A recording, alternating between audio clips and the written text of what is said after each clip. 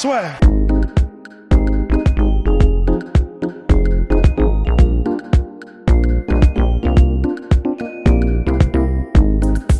Bonjour à toutes et à tous, bienvenue dans le podcast La Sueur avec l'un des plus grands espoirs de la boxe française. Bonjour. Bonjour, Monsieur Christian Milly qui revient dans une petite semaine maintenant. Une petite semaine, c'est ça, une petite semaine pour préparer le combat de Levallois-Perret. Et voilà, et en pleine préparation, en pleine finalisation et régler les petits détails. Et pour toi, donc ça va être tes débuts chez les super moyens. Il y a des discussions pour un nouveau promoteur, donc on a l'impression que c'est quand même on va dire pour toi une très grosse échéance. Là. Bien sûr, c'est une très grosse échéance, ça a un petit peu déterminé mon avenir pour l'année prochaine. Déjà, je monte de catégorie. Je boxe mon premier combat en super moyen. Et ensuite, derrière, après le combat, voir avec quel promoteur je signerai d'ici l'année prochaine, quoi. Et à quel point pour les boxeurs de changer, parce que nous on suit aussi le MMA, tu vois, où les écarts de catégorie sont hyper importants par rapport à la boxe. Mais en boxe, quand quelqu'un change de catégorie, c'est tout de suite vraiment quelque chose d'assez énorme. Bah c'est ça, il y a aussi un petit peu d'écart. Je sais qu'en poids moyen c'est 72, 500 et super moyen c'est 76, pareil 300, 500 et il y a un petit peu d'écart quand même et c'est sûr que c'est plus le même enjeu. Quand tu montes de catégorie, forcément tu grossis, forcément les coups font plus mal et c'est sûr que changer de catégorie c'est toujours un événement dans la boxe, c'est toujours exactement. Monter, tu vois, c'est ça. Il n'a pas peur d'aller voir plus haut, donc c'est un peu ça. À chaque fois c'est un petit peu ça, tu vois. Et toi, pourquoi tu as changé de catégorie si jeune, si tôt dans ta carrière? Parce que donc c'est 15 combats professionnels, 14 victoires avant la limite. C'est ça. J'ai changé de catégorie parce que déjà pour commencer en amateur en boxe olympique j'étais à 75 kilos, poids moyen. Voilà. Et du coup quand je suis passé professionnel, les poids moyens c'est 72 kilos 500.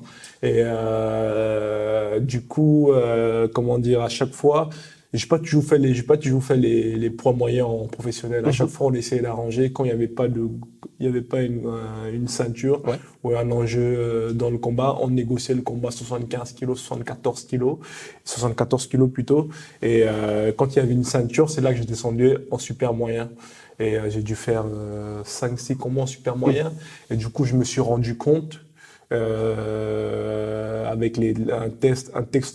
un test corporel qui m'a confirmé que voilà, j'étais plus performant quand je faisais le combat overweight. Overweight, c'est quand tu dépasses la catégorie, c'est quand t'arranges le combat au-dessus de la catégorie 74 kilos en l'occurrence avec moi. Et je me suis rendu compte que j'étais plus performant et j'ai arrêté les adversaires avant. Si tu remarques bien, quand j'étais à plus de 72 kilos, j'ai arrêté les adversaires quasiment avant le sixième round. Complètement. Quand j'étais en poids moyen, il me fallait plus de temps pour arrêter mes adversaires. Du coup, j'étais plus fatigué et j'étais moins performant, quoi.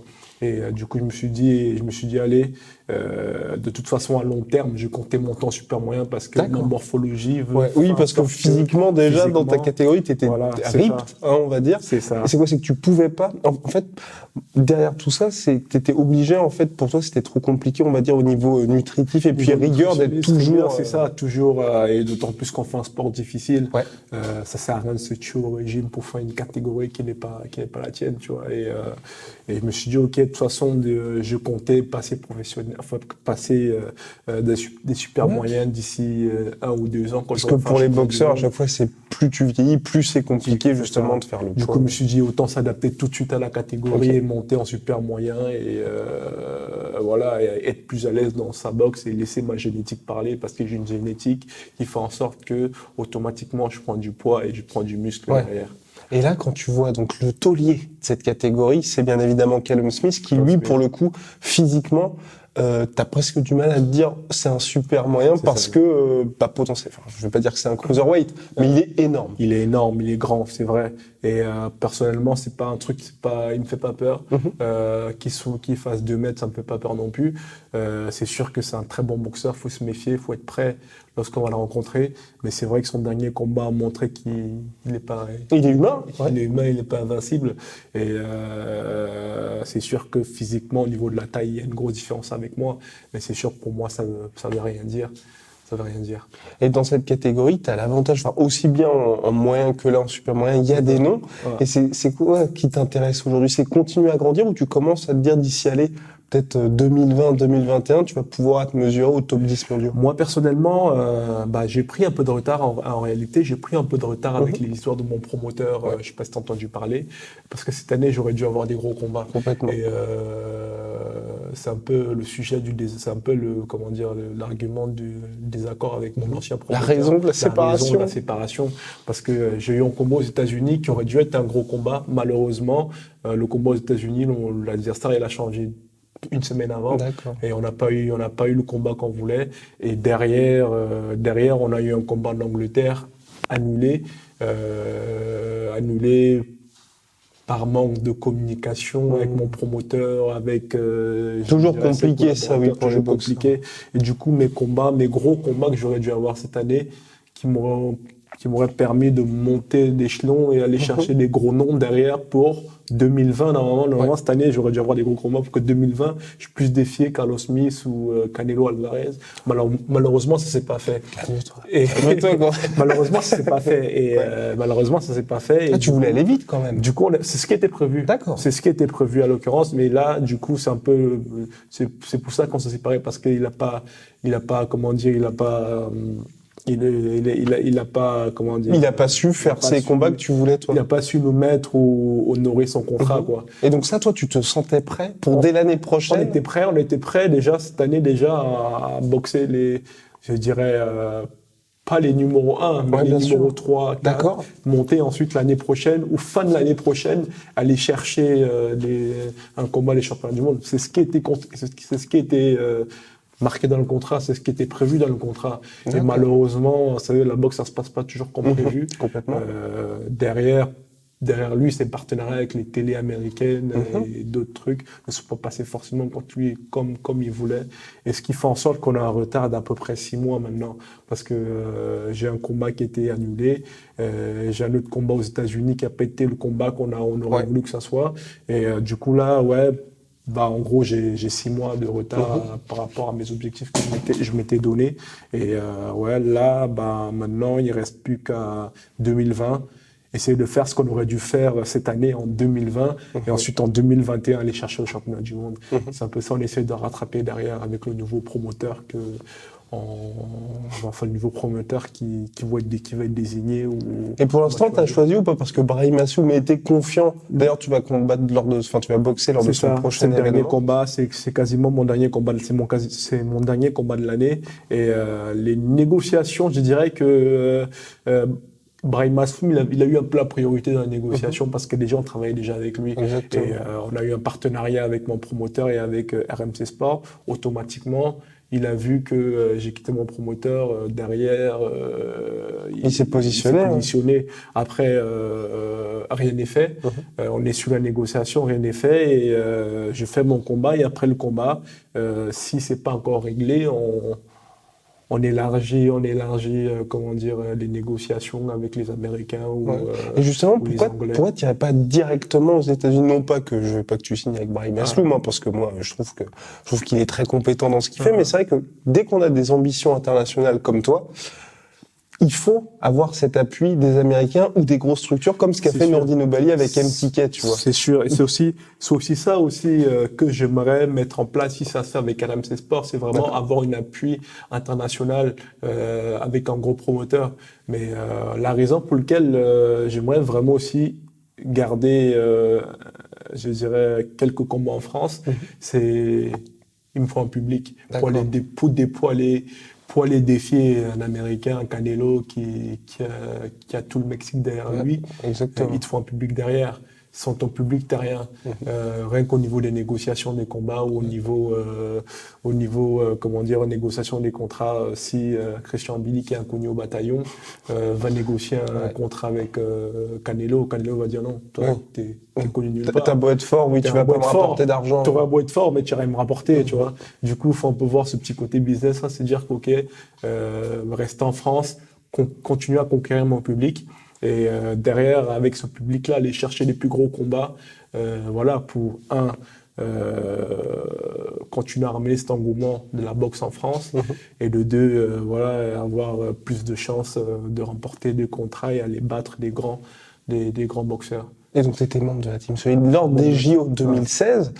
Pour l'instant, là, depuis le passage professionnel de pas mal de membres de l'équipe, toi, tu juges comment là vos débuts de carrière respectifs? Franchement, on s'est pas mal débrouillé. Je pense que, je sais pas trop. Je pense pour moi, de mon point de vue, de mon regard, je pense que voilà, Souleymane, très bien. Il a signé avec Joshua dernièrement. Tony Yoka, excepté sa petite arrêt sa petite pause de 1 an qui était infligée par l'LFLD, il progresse bien. Et même au niveau de sa boxe, on voit que c'est quelqu'un qui a pris physiquement, il a pris la maturité, il cogne. Et derrière,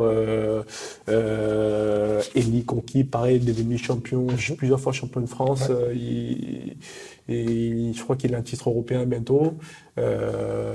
Qui d'autre? Mathieu Bauderlic, pareil, il continue dans sa lancée malgré sa petite défaite qu'il a pu avoir.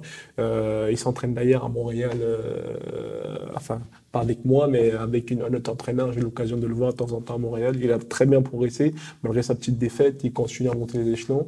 Et moi derrière, pareil, on progresse. J'ai fait quelques petits ceintures mineures, WBC, Youth. Ça va, je pense qu'on est sur la bonne voie. La Team Solide n'a pas fini de faire parler de son nom, mais je pense que ouais, pour le moment, si tout va bien, je pense que d'ici la moitié seront champions du monde, si tout se passe bien. Après, il y a un petit côté aussi organisationnel, promoteur, en fonction de qui on va aller, en fonction de avec qui on va signer, et voir avec qui aussi on va collaborer. Il y a un petit côté stratégique, politique par rapport aux fédérations, mais je pense que normalement, tout le monde a les capacités d'être champion du monde aujourd'hui. Et effectivement, tu parles des promoteurs, c'est hyper crucial en boxe. Toi, là, on te sent un petit peu méfiant par rapport à ça, dans le sens où il va falloir que tu gardes le contrôle sur ta carrière, parce que tu sais que ça peut soit te figer ou soit t'empêcher d'avoir les combats que tu souhaites. C'est ça, exactement. Faut vraiment se méfier. Je dirais que c'est des trucs que quand je suis passé professionnel, je connaissais pas trop le monde professionnel. Ah, tu savais même, malgré tous les épisodes. C'est ça, mais quand t'es amateur, tu viens un peu, tu dis, ok, c'est ce qui s'est passé avec moi. Je suis des amateurs, je me dis, ok, on y va où? Je vais taper tout le monde, là. Ouais. Je tape sur qui? À gauche, à droite, en bas, en haut. Et tu te rends compte que non, la boxe, s'il n'y a pas que ça. Il y a un côté politique, il y a un côté stratégie de la carrière, et aller WBC ou WBO ou IBF, voir qui c'est qui est champion du monde, avec quelle fédération tu te sens le mieux, quelle fédération va te classer le plus rapidement possible. Et c'est un peu ça comme stratégie qu'il faut mettre en place. Et pareil au niveau de la promotion, avoir un promoteur solide.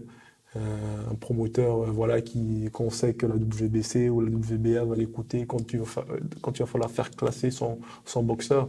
C'est aussi ça, la boxe aussi. Il n'y a pas que des coups qui sont donnés dans la ring. Est-ce que tu regrettes un petit peu ça en boxe, ou moi souvent je parle de ça dans le sens où tu vois l'UFC, nous on suit énormément le MMA, et l'UFC, t'as les classements, donc si t'enchaînes les victoires, peu importe ce qui se passe, si t'as pas de fans, si t'as pas de machin, tu montes, et quand tu te retrouves numéro 1 du classement comme Habib, t'es obligé d'avoir un title shot si l'UFC t'aime ou non. En boxe, tu peux te retrouver tout en haut comme un Louis Ortiz, mais si t'as pas trop de fans, pareil, t'es pas un gars spécialement vendeur, ils vont t'éclipser et ils vont te filer le combat pour le titre quand t'auras 40 piges, donc, où t'es loin de tout ça. Est-ce que toi, t'aimerais bien que ça change un petit peu de ce côté-là? Bien sûr, j'aimerais que ça change, mais après, ça fait partie du business, ça fait partie du truc.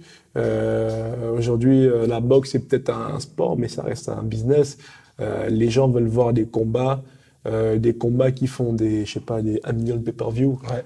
Comme des Mayweather, des Canelo. Canelo, aujourd'hui, quand il combat, je sais pas combien de pay-per-view il fait, mais il y a tout le Mexique qui est derrière lui, il y a tout le monde qui regarde le combat. Malheureusement, ça a pris un peu le dessus sur le sport en elle-même, mais ouais, j'aimerais que ça change. J'aimerais que on laisse la chance à celui qui le mérite, à celui qui s'est donné, à celui qui a les moyens. Mais malheureusement, On n'y peut rien, c'est comme ça. C'est soit tu joues le jeu, soit tu es écarté, quoi. Et quand tu vois ce que fait un Canelo Alvarez qui aujourd'hui va prendre la ceinture light heavyweight à Kovalev, mais qui va vraisemblablement pas rester, qui avait fait son premier combat, je crois, de l'année ou pour finir l'année dernière contre Rocky Fielding pour prendre la ceinture de la catégorie super middleweight, qui ensuite revient en middleweight pour affronter Daniel Jacobs. Il est aujourd'hui présent dans toutes les catégories, il montre finalement qu'il veut s'imposer en tant que pound for pound. Toi, est-ce que tu as envie de rester fixé dans cette catégorie super middle ou au contraire, ça fait partie des parcours qui t'inspirent au-delà du business? Déjà, ce qu'il fait c'est du business, Canelo. Il est très malin d'ailleurs, il est très stratégique. D'ailleurs, ce qu'il a fait avec Kovalev, il a vu le vieux qui restait quand même dangereux. Oui, exactement, quand même le vieux. Mais il était stratégique parce qu'il s'est dit, OK, il a eu un combat très difficile. Il a pris directement sur le champ. Il savait qu'il n'avait pas récupéré. Pas trop de pause non plus. Oui, tout à fait, exactement. Et on l'a vu pendant le combat, il n'avait aucune puissance dans les coups. Kovalev, je me dis, mais qu'est-ce qu'il fait? Il fait le baby box et il touche le gars. Aucun coup solide il a mis. Et je pense que stratégiquement, il est très fort. Il a vu, OK, il y avait moyen de prendre, mais c'est sûr que là, il va laisser la ceinture, il va descendre parce qu'il sait qu'il a plus d'autres opportunités. Les autres en face, c'est les tueurs à gages. Ils sont dangereux, même physiquement. Même physiquement, c'est compliqué. Mais c'est sûr que moi, personnellement, je vais pas encore descendre en poids moyen pour faire un championnat du monde. Pourquoi pas? Après, faire un championnat du monde en super moyen aussi. Mais par contre, en mi-lourd, ce sera un peu difficile parce que déjà, la taille me le permet pas et ma morphologie, pas encore pour le moment. Peut-être que d'ici 2-3 ans, je vais reprendre de la masse, mais pourquoi pas? C'est un truc qui m'intéresserait d'être champion du monde. Déjà, champion du monde unifié, avoir plusieurs ceintures et pourquoi pas dans plusieurs catégories. Je pense que ça fait partie un peu du fantasme et l'objectif de chaque boxeur.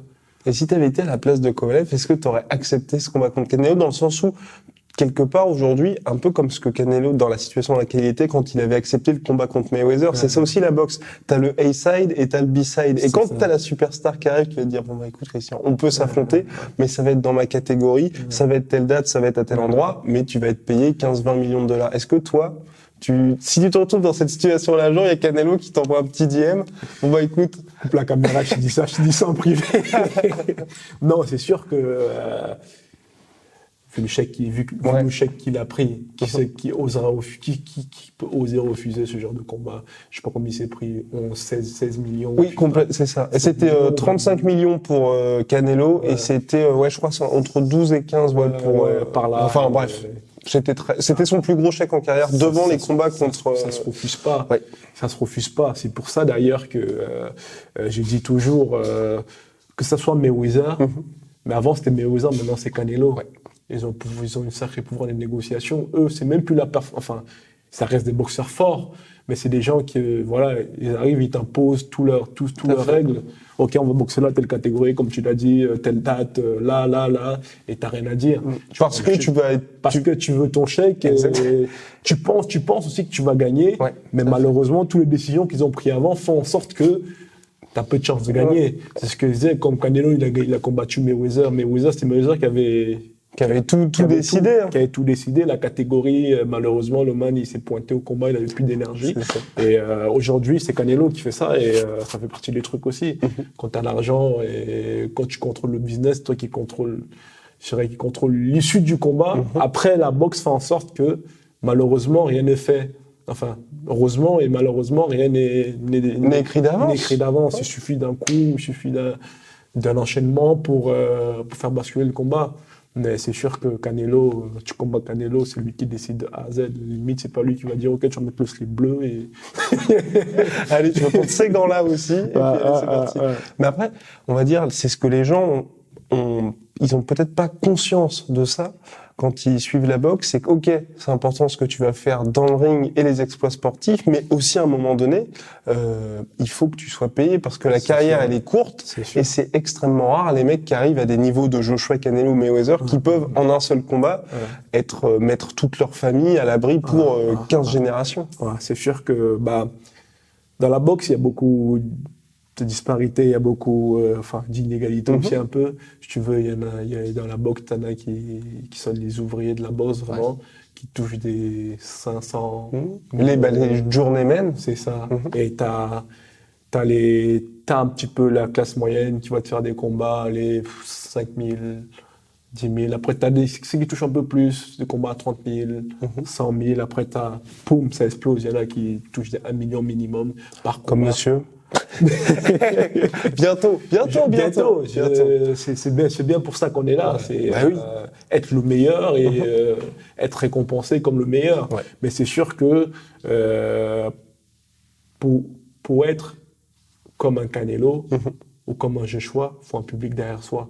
Et il faut un public, il faut des gens qui suivent derrière. Il faut des fans qui sont prêts à acheter le billet, qui sont prêts à aller acheter le billet pour remplir le Zénith ou pour remplir le Stade de France. C'est sûr qu'un Canelo actuellement ou un Mayweather français, peut-être Tony Yoka qui n'a pas été capable de faire ça. Ouais. Et encore, je pense qu'on a besoin encore d'aller chercher plus de public derrière.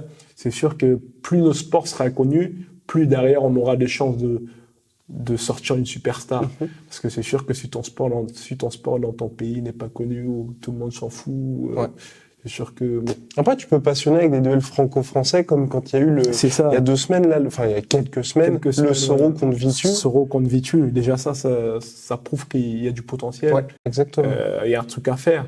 Mais malheureusement, ça arrive. Ça fait combien de temps qu'un franco-français, un combat du genre, c'est pas fait. Et c'est en donnant des combats comme ça qu'on on va encore augmenter l'engouement de la boxe en France et aller chercher, je dirais, la population qui manque à notre sport, quoi. Et là, on va voir si, contrairement à bon nombre de tes confrères, tu oses mentionner un nom. Qu'est-ce qu'il y a comme combat aujourd'hui, toi, qui te ferait rêver en termes d'adversaires potentiels? Dans ma catégorie à moi? Catégorie où, tu vois, là, ta carte blanche, si demain je te dis, allez, tu prends un gars et tu peux faire ce combat-là. Enfin, que c'est moi qui combat ou d'autres personnes combattent ou... Ah non, c'est toi qui combats, oui, bien D'accord. évidemment. Personnellement, je sais pas trop. Après, c'est sûr qu'actuellement, beaucoup de gens me parlent du combat avec Hassan Ndam. Mais sinon... Moi, quand je te dis ça, c'est aussi du côté rêve, peut-être pas forcément réaliste spécialement. Non, après, côté rêve, c'est sûr que moi, mon combat rêvé, on va chercher Canelo, on le tape, on va chercher Golovkin, on le tabasse. Et moi, personnellement, c'est ça. Après, c'est sûr qu'il y a des étapes à franchir, tu vois. Et c'est sûr que niveau franco-français, encore une fois, j'ai eu une interview hier, on m'a demandé à Hassan Ndam, qu'est-ce que t'en dis en tant que gros combat pour faire un peu à la Cédric Vitu et Soro. Ouais. C'est sûr que ça sera un très gros combat avec Hassan. Mais derrière, faut les négociations, faut les moyens, faut qu'il y ait un promoteur qui... Mais surtout que ce serait le moment, parce que c'est vrai qu'Hassan aujourd'hui, bon, il est sûr. C'est en fin de carrière, vraisemblablement. Sûr, ça sera toi, t'es en train de monter, donc faut le faire l'année prochaine. Faut le faire, ça sera bénéfique pour lui, pour prouver qu'il est toujours là, voilà. Et pour moi. Et puis pour aussi financièrement. Aussi financièrement, et aussi pour le public français. Je pense que il y a eu une bonne lancée avec Cédric Vitu et Soro, donc pourquoi pas, mais ça reste de pourparler, mais après on verra ce que l'avenir nous dira. Mais normalement, d'après ce que j'ai entendu, il y a beaucoup de promoteurs qui aimeraient faire ce combat. Mais après, reste à voir. J'ai mon combat dans une semaine et voir avec qui je vais signer, si ça va le faire ou pas. Et quand tu vois ces combats-là qui sont, on va dire, c'est hyper intéressant pour le public français, c'est hyper intéressant pour un public d'initiés, mais c'est beaucoup moins, on va dire, ça va moins traverser les frontières que les combats contre Canelo. Est-ce que pour qu'un combat contre Hassan se fasse, est-ce que toi, tu serais prêt à faire un effort financier? Parce qu'on sait assez souvent, c'est un peu ce qui bloque, c'est tout le monde va vouloir rester sur sa partie du deal et on va pas pouvoir faire ce combat. Est-ce que toi, pour te dire, un combat qui est pour le legacy finalement, pour une passation de pouvoir, tu dirais, bah ok, moi je suis prêt à... Bien sûr, je serais prêt à faire un effort financier, mais pas n'importe quel effort non plus. C'est sûr que je vais pas non plus faire celui qui est capable de boxer tout le temps bénévolement. Oui, mais c'est sûr qu'Hassan Ndam, moi, limite pour 1 euro, juste pour la fierté. Parce qu'Hassan Ndam, comme je l'ai dit, c'est un boxeur que j'admirais. Quand j'avais 15 ans, Hassan Ndam, c'était waouh. Et juste pour la fierté d'avoir combattu Hassan Ndam, je serais capable de le faire pour 1 euro. Mais on va se mettre dans la situation actuelle. Je suis un boxeur professionnel. Complètement. T'engages des frais. J'ai une équipe derrière moi. J'engage des frais. Et j'ai un camp d'entraînement un camp d'entraînement, comment dire, adapté au combat. Je peux pas non plus prendre un combat qui va, pour moi, derrière, qui va être déficitaire, tu vois. Et c'est sûr que malheureusement, actuellement, je suis dans un système où je peux pas prendre des combats à n'importe quel Bien prix. sûr. Déjà, un, pour le respect de mon équipe, et de deux, pour mon respect à moi personnellement aussi, parce que voilà, on est quand même des guerriers, on prend des coups. Et je sais pas qui sait prendre des coups sur le ring gratuitement. Sinon tu mets ton gilet jaune et tu vas faire tailler. Là tu prends des coups gratuitement. Oui, tu non, vois. complètement. Mais non. C'est sûr que on est prêt à faire des efforts, mais pas n'importe quel effort non plus. Ouais, exactement. Et donc là, il va y avoir la suite, là, les prochaines années. T'es né au Cameroun. Est-ce que toi, ça te ferait rêver aussi un combat au Cameroun? Automatiquement, bien sûr. Et j'espère que ça va le faire d'ailleurs. Et c'est ce que je parlais avec mon beau-père et mes parents la dernière fois. Non, je sais plus si c'était avec eux. Mais je parlais avec quelqu'un de ça la dernière fois, un combat au Cameroun, ça serait kiffant. Genre à la Mohamed Ali un peu. Ouais. Comment il s'appelle c'est pas, c'est Frazier Foreman. C'était... Oula, je crois qu'on va se faire allumer. Je sais plus. Joe Frazier, non. Attends, Foreman. je regarde sur le téléphone parce que là, on va se faire tuer. Classique. Exactement. Alors attends. J'aurais dit Foreman, moi. Foreman. Attends, Ouais, je crois que c'est George Foreman. Ouais, je pense aussi. Attends, je regarde parce que sinon là, le Rumble in the Jungle, sinon on va se faire Rumble in the Jungle. C'était contre le suspense est à son comble contre Foreman. Ah ouais, c'est bon. Voilà. Ouais, heureusement, ouais, là c'était chaud pour nous. On connaît nos classiques, c'est bon. Donc un combat comme ça. Un combat comme ça, bien évidemment, ça m'intéresserait au Cameroun. Et ouais, c'est sûr, ça sera un honneur, un plaisir d'aller combattre dans ma terre natale. Et aujourd'hui, est-ce que tu retournes déjà pour, je sais pas moi, faire grandir la boxe en Afrique aussi? Déjà, ouais, je retourne à la fin de l'année. J'ai un projet, petite entreprise que j'ouvre avec ma maman au Cameroun.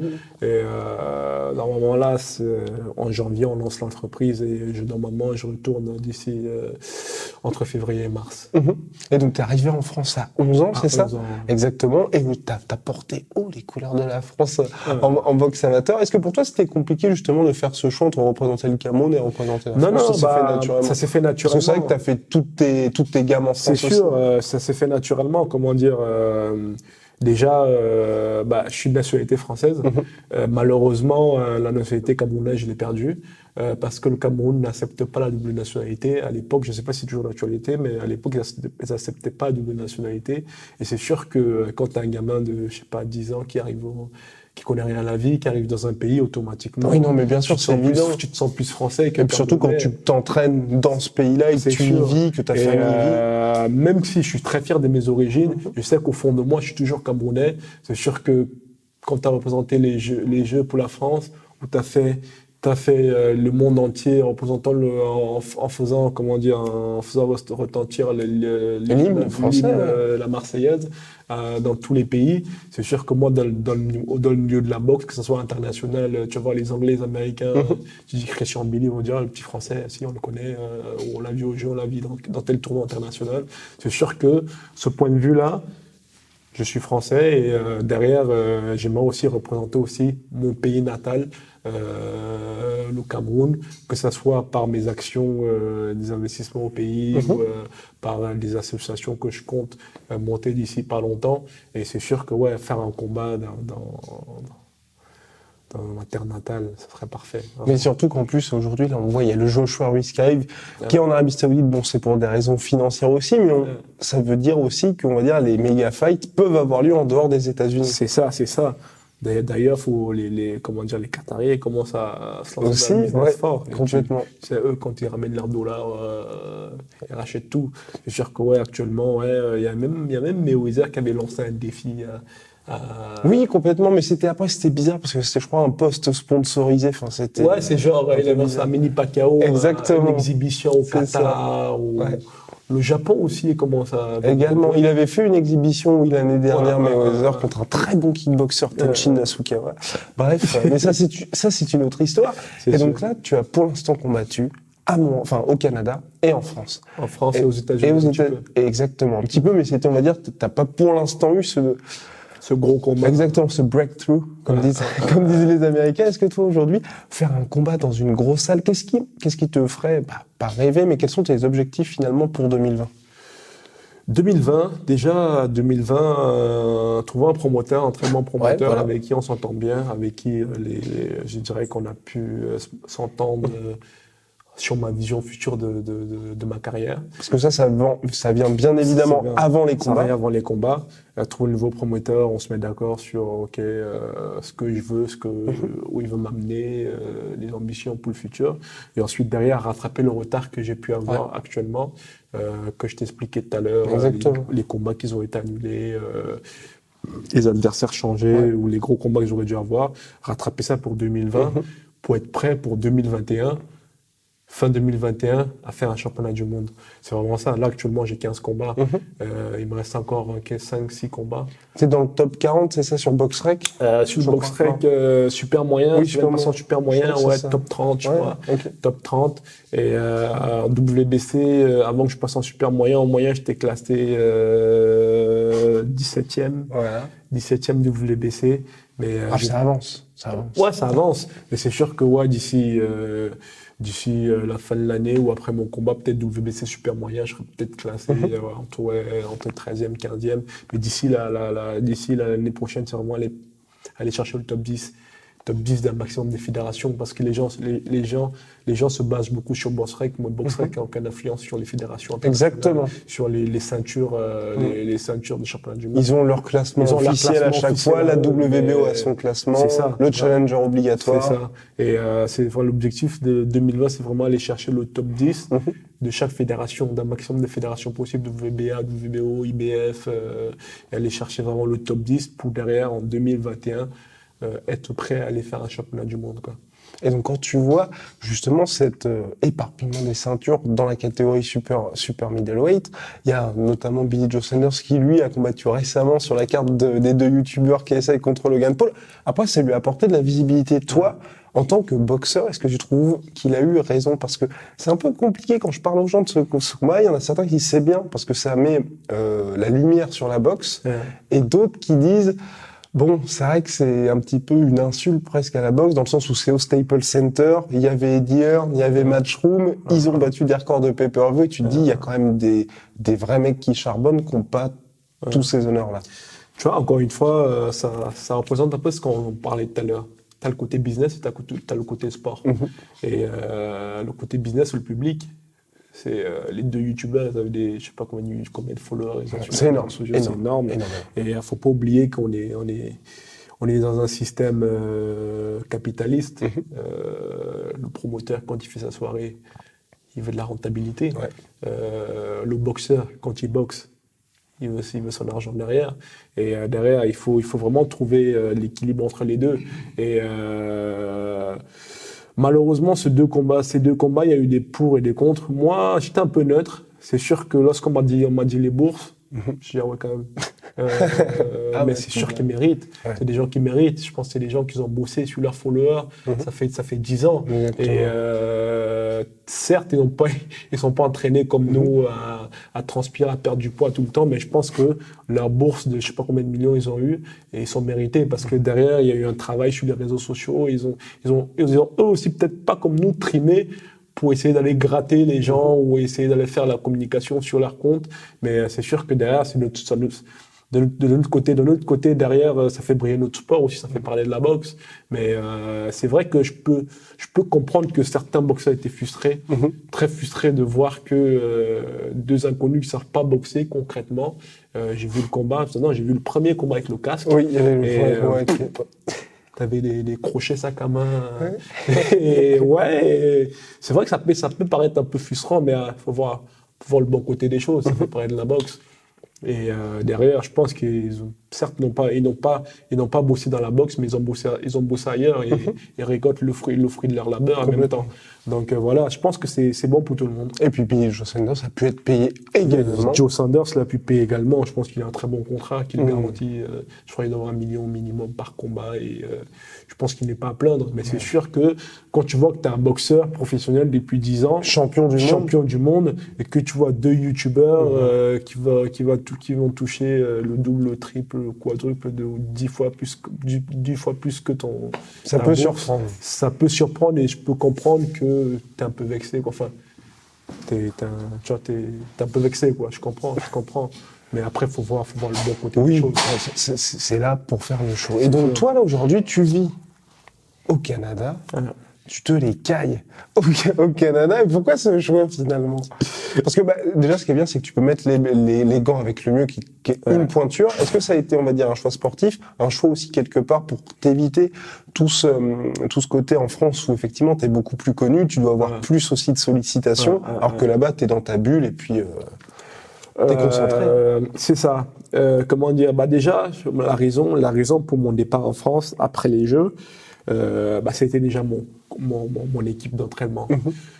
Après derrière, il y a eu le promoteur. Ouais, complètement. Si tu veux, après ma qualif olympique où j'ai en Europe, il y a une qualif européenne où j'ai battu tout le monde en Europe, où j'ai gagné la qualif olympique.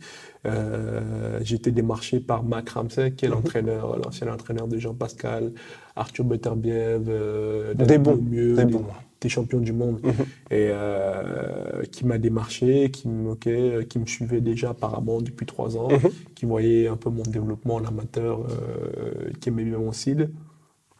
Et après ma qualif olympique, ils m'ont invité à New York à une soirée de boxe. Je crois que c'était Shaw Porter contre Thurman. Comment il s'appelle? Thurman. Ouais. Kusterman. C'est là il m'avait invité pendant 3 jours. On avait fait présentation. Il m'avait donné quelques infos sur leur organisation et comment ça marche. Et ils ont su me séduire. Et derrière, je me suis dit, OK, j'aurai mon équipe qui va me suivre. Et aujourd'hui, je regrette pas. C'est pour ça qu'aujourd'hui, je suis à Montréal. Et c'est sûr que là-bas, il fait froid. Ouais, mais après, c'est une bonne chose parce que on voit notamment chez les commandants, parce qu'il y a Tristar, je sais pas si tu suis un peu les MMA, où il y a Georges Saint-Pierre. Ouais, Georges Saint-Pierre. En gros, l'avantage quand on est à Montréal, c'est qu'il fait tellement froid que tu vas pas te dire être perturbé comme si t'étais à Miami par la nightlife et tout. Quand tu sors de chez toi, faut que t'aies un petit peu de motif, que tu t'habilles et tout ça. Après ça, c'est uniquement l'hiver, ça. Après l'été, il fait très chaud. L'été, il fait très chaud. En plus, l'été là-bas, l'été justement à Montréal, c'est où il faut pas être. L'été, parce que l'été là-bas, il fait chaud, t'as des festivals partout, et t'as vraiment une population qui a dormi pendant 6 mois, qui se réveille et ça devient fou, tu vois. Et c'est sûr que aller là-bas, ça a des avantages. Déjà, c'est sûr que t'es un peu loin je dirais, du brouhaha de la France et tout le côté où t'es en préparation pour t'appeler pour faire ça. Et derrière, mais surtout, moi, je dirais, mes motivations, ça a vraiment été mon équipe d'entraînement. D'accord. C'est vraiment été mon équipe d'entraînement. Après, derrière, c'est sûr que je me laisse encore 2-3 ans. Là-bas? À Montréal. D'accord. Après, derrière, je vais voir peut-être que j'irai sûrement là-bas uniquement pour les camps d'entraînement. Ou, ça reste à voir, c'est encore en réflexion. Donc, pour le moment, je me sens très bien.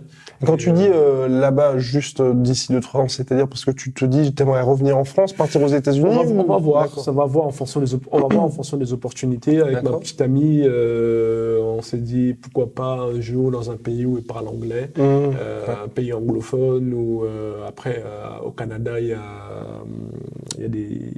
a Toronto. Toronto, il y a des régions où ils parlent anglais. On va voir, mais pour le moment, on va dire à moyen terme, on va encore rester là-bas au moins 2 ans, ou 1 an, ou 3 ans. On va voir en fonction aussi, peut-être du promoteur, en fonction de la décision que je vais prendre aussi d'ici quelques mois. On va essayer de voir. Mais pour le moment, je me sens très bien à Montréal. J'ai fait un peu ma petite vie là-bas, malgré le froid, mais solide, n'a peur de rien. Oui. Exactement, mais aussi, on va dire, c'est intéressant, c'est une énorme ville aussi, t'es proche des États-Unis, et toi, par contre, aller aux États-Unis directement, c'est quelque chose qui, toi, t'intéresserait ou pas forcément? Ça pourrait m'intéresser, mais c'est sûr que avant que je passe professionnel, quand je suis amateur, c'est sûr que moi, quand on m'avait dit professionnel, quand je passerai professionnel, j'aurais dit les États-Unis, on va aux États-Unis. Mais après, j'ai un niveau d'anglais qui est pas, je dirais qu'il n'est pas de haut niveau, quoi. C'est pas un niveau, je sais parler, je sais me faire entendre, je comprends, tu vois, et C'est plus mon niveau en anglais qui me fait un peu peur parce que j'ai pas envie d'arriver dans un pays où je comprends 2 mots sur 3, tu vois. T'as raison. Pareil, derrière, j'aime bien savoir ce que je fais. J'aime bien que si on me sort en contrat, savoir tout ce qui se passe, tu vois. J'aime bien gérer un peu ma vie ou comprendre, savoir ou tu vois, avoir les maximum d'informations possibles. Mais pour le moment, j'attends encore Montréal. Donc, c'est pour ça qu'à Montréal, je me laisse encore 2 ans. Parce que là, je vais prendre des cours d'anglais, je vais améliorer un peu mon anglais et m'améliorer un peu après derrière. Je pourrais aller plus facilement dans un pays anglophone et avoir un maximum de bases ou des meilleures bases que j'ai actuellement. Et quand tu vois aujourd'hui la situation de la boxe actuelle et les boxeurs en place, est-ce qu'il y a des gars qui, toi, t'inspirent particulièrement? Parce que ce qui est bien, c'est que tu as vraiment cette vue, pas à 360 degrés, mais tu sais que c'est important d'être bon dans le ring, mais aussi en dehors. Et toi, dans la globalité, qui est-ce que tu te dis, ouais, quand même, lui, il a bien réussi son truc? Boxe internationale ou uniquement en France ou Alors là, carte blanche. Carte blanche, bah automatiquement tout le monde va sortir, tout le monde va te sortir Canelo.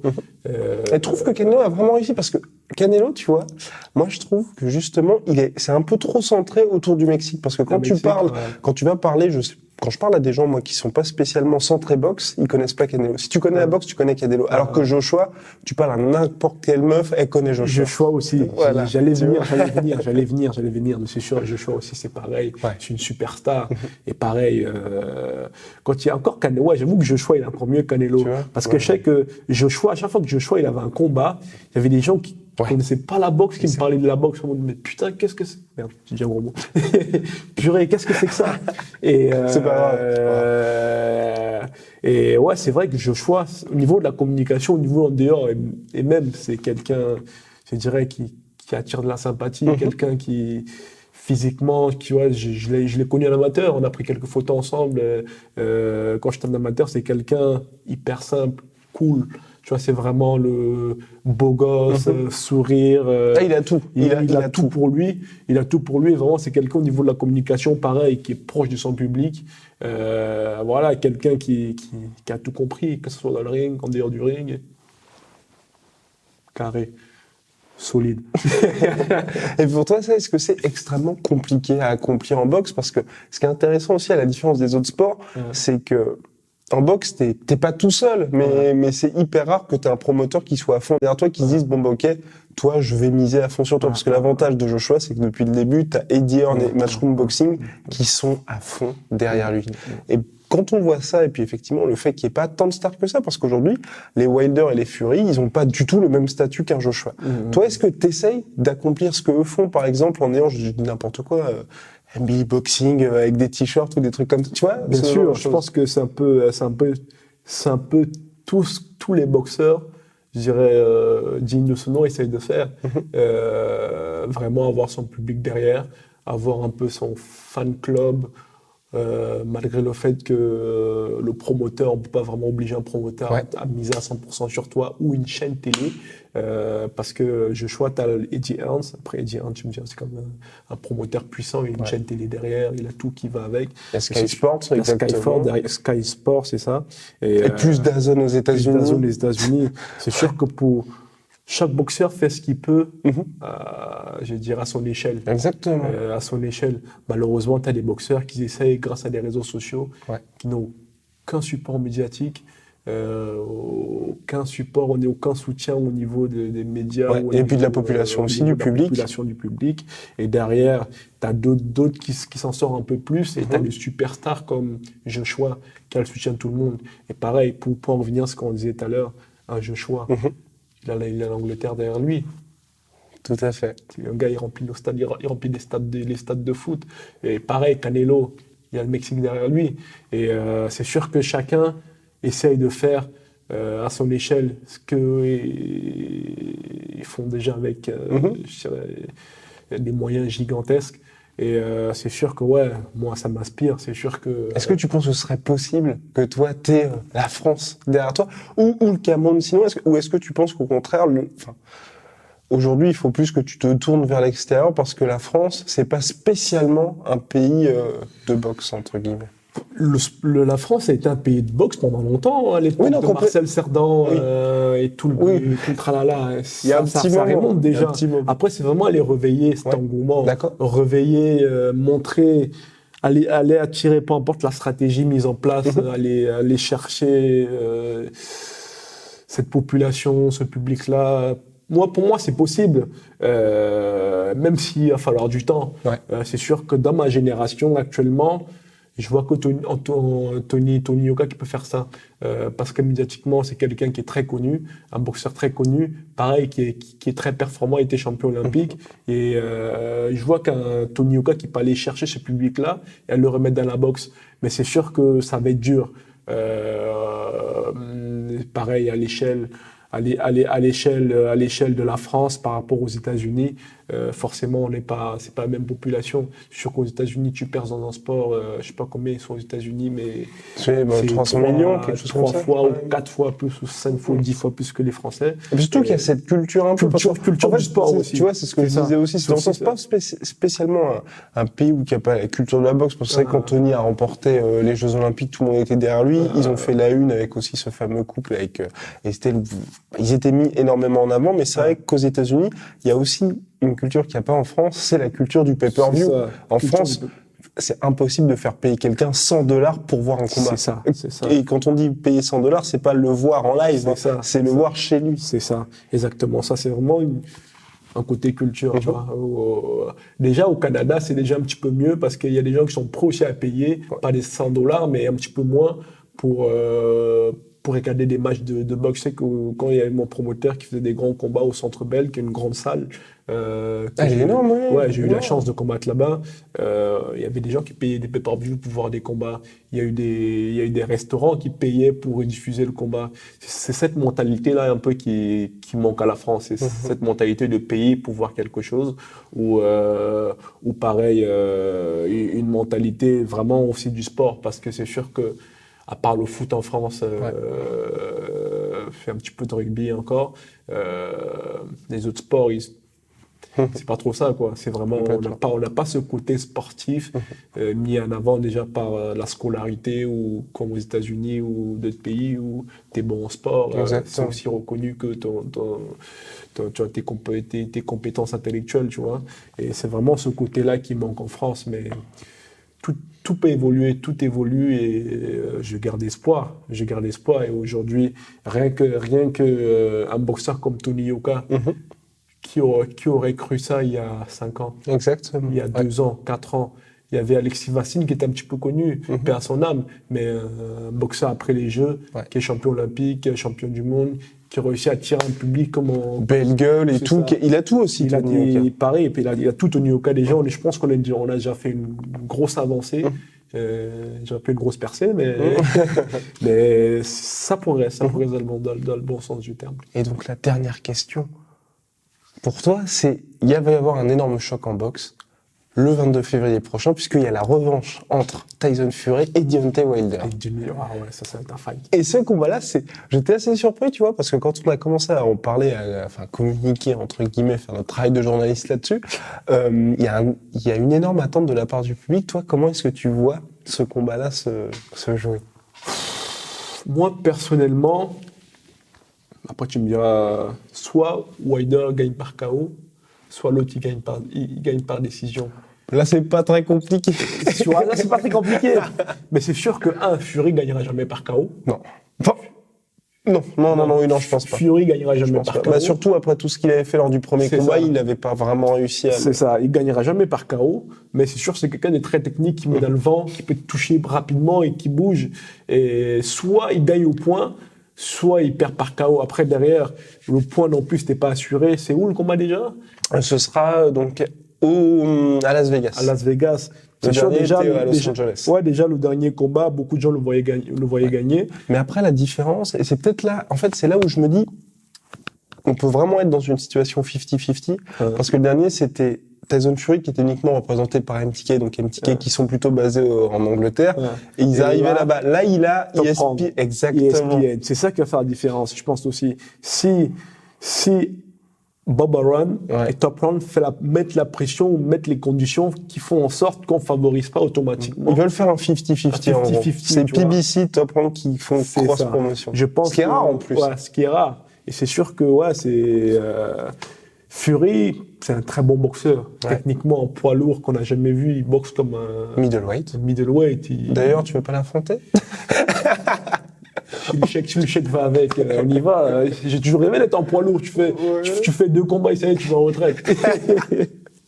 Non, mais c'est vrai que c'est un très très gros combat. Et pour moi, soit comme il s'appelle, Wilder, il éteint la lumière.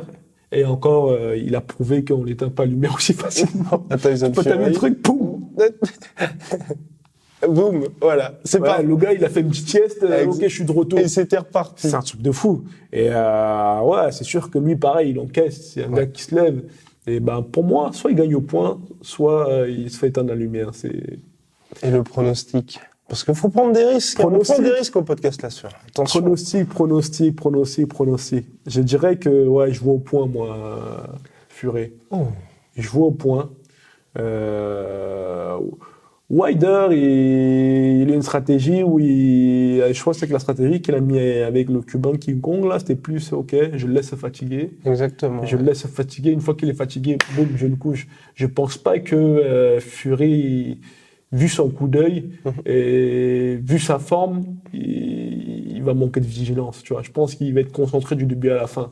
Et il y a moyen que après, je sais pas comment il va se passer, mais moi, je dis au point. Ok. Il y a moyen. À part s'il se fait voler. Mais moi, je voyais aussi pour le premier combat, c'était mon pronostic, mais avec le déroulé, tu vois, du premier, où tu me dis que Wilder, il a pas très bien boxé lors du premier, notamment, il a utilisé aucun body punch. Je me dis que là, il va rajouter ça. Il a aussi été complètement dominé. Honnêtement, à part les knockdowns, il a été dominé. Après- Pour Fury, c'est compliqué de faire mieux, en fait, que le premier combat. Premier combat, il a déjà gagné. Exactement. Il suffit juste qu'il fasse mieux, il rajoute 2-3 trucs. Le problème avec Fury, j'ai déjà boxé des gens comme lui. Ouais. C'est casse-pied. Tu peux pas boxer des gens comme lui, c'est des gens qui sont là, ta. Tu peux pas boxer comme tu veux. Et pareil, encore, il a touché une seule fois avec la droite, il est tombé. Ouais. Mais pour le toucher, Fury, il faut y aller. C'est pour ça que je pense qu'il n'aura pas beaucoup de chance avec sa droite. De toute façon, Fury, tout le monde le sait. Wilder, tu enlèves sa droite, t'as un pantin devant et tu le démontes tranquille. Et je pense que il suffit juste qu'il neutralise sa droite. Et derrière, il continue à faire ce qu'il fait. Il fait très bien, même ses petits mouvements, sa défensive, et rester concentré. Je pense que pour moi, il a tous les cartes pour battre Wilder. Eh ben, je suis extrêmement confiant. Réponse 22 février prochain. Merci. Merci à toi. Soit.